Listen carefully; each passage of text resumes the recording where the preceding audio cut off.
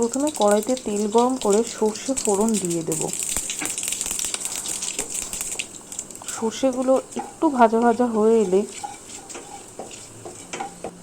তারপর দিয়ে দেব আলু। আলুগুলোকে ভালো করে লাল লাল করে একটু ভেজে নিতে হবে।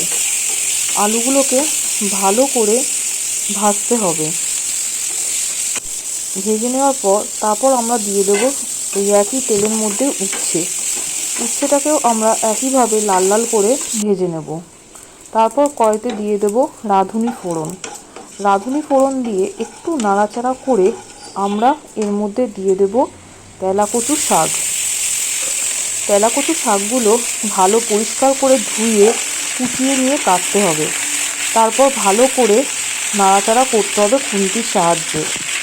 তারপরে সামান্য একটুখানি নুন দিয়ে দিতে হবে।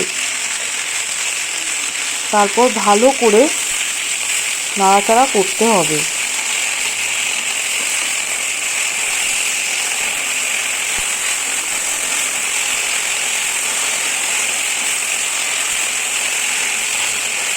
এরপর তেলাকুচু শাকগুলো সেদ্ধ হয়ে এলে এর মধ্যে ভেজে রাখা আলু দিয়ে ভালো করে নাড়াচাড়া করতে হবে, যাতে ভালোভাবে আলু আর শাক মিশে যায়। এরপরে দিয়ে দিতে হবে সামান্য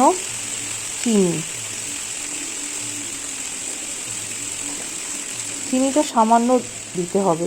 তারপর দিতে হবে জলটা আন্দাজ মতো দিতে হবে।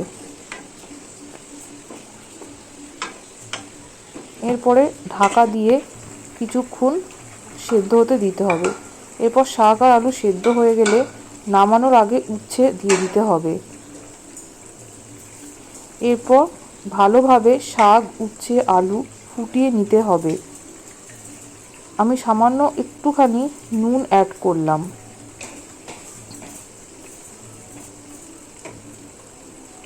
বেশি ঝোলঝোলও হবে না, বেশি শুকনোও হবে না।